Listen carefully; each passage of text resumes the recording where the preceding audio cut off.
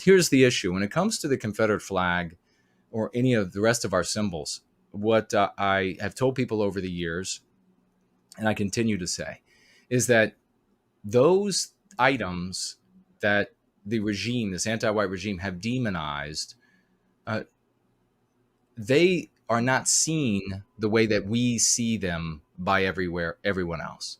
So we might proudly display a Confederate flag, for example, and to us it means Southern traditions, it means Southern people, it means the different Southern draws, it means the different way of life, it means this romanticism down south. I mean all of these different things.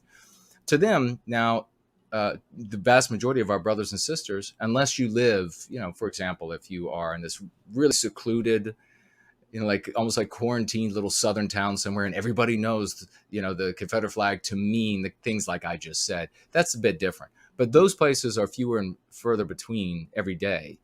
And so when they see that the flag, for example, we're just talking about the Confederate flag right now, when they see it, they see rape, they see murder, they see bloodshed, they see babies getting killed because they're non-white.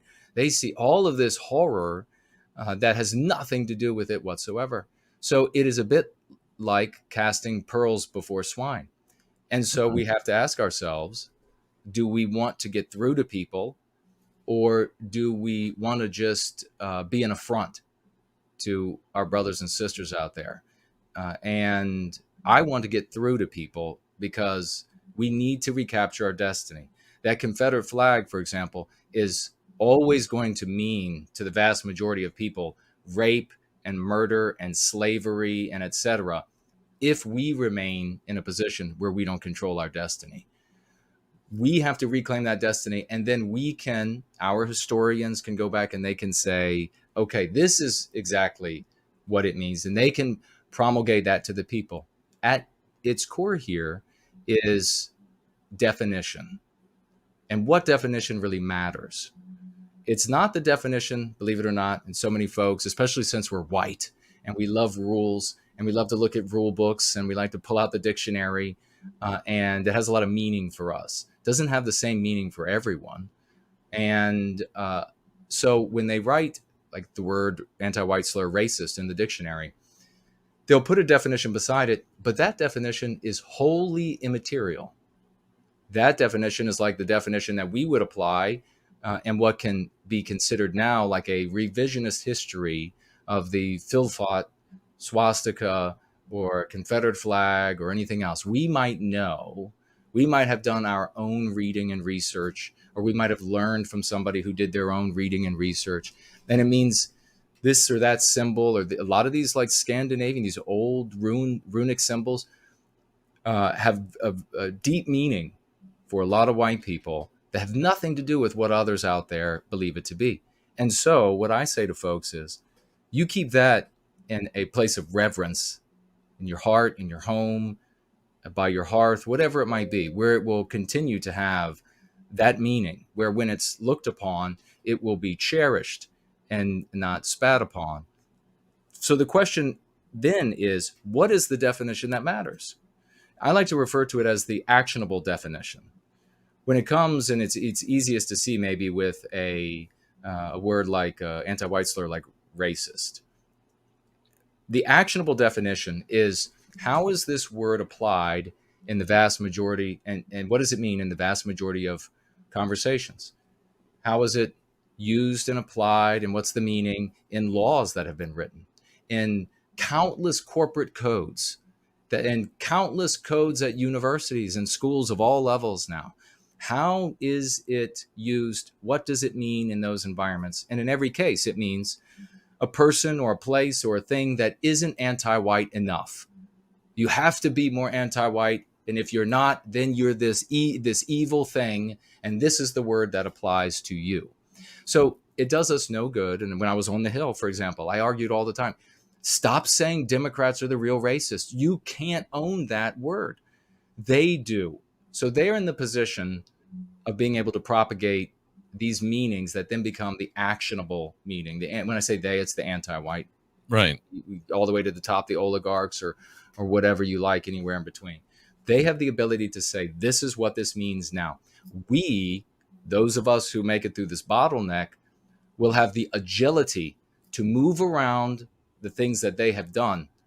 It's sort of like protean, like, water where we need to be, liquid in one place, steam in another, and then solid as a sword in another position.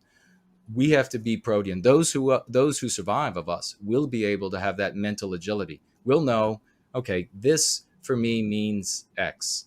I still have my jacket. It's like a holy relic for me with the Confederate flag on it, and I have so many fights in it, so many arguments with it on.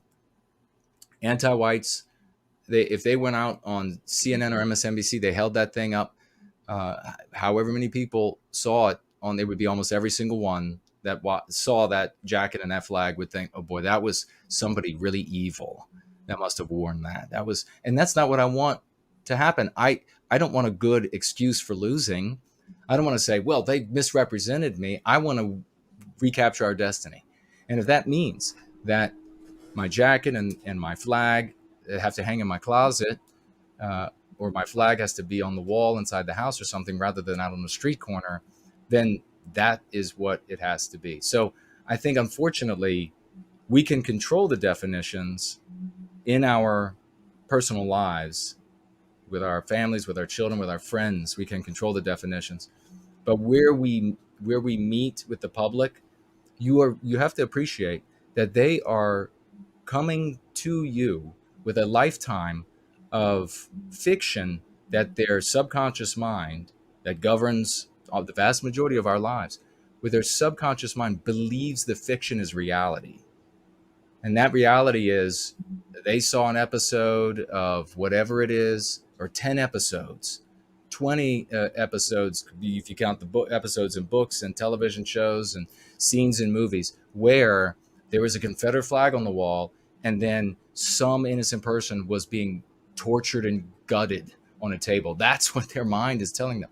And that is not what it is for us. So it really does, just an aside, and maybe you might want to go to this as well, brother, and that is that you very often then hear in the white sympathetic sphere, and this is what I heard coming up through for nearly 3 decades now, is this, well, you have to re-educate them.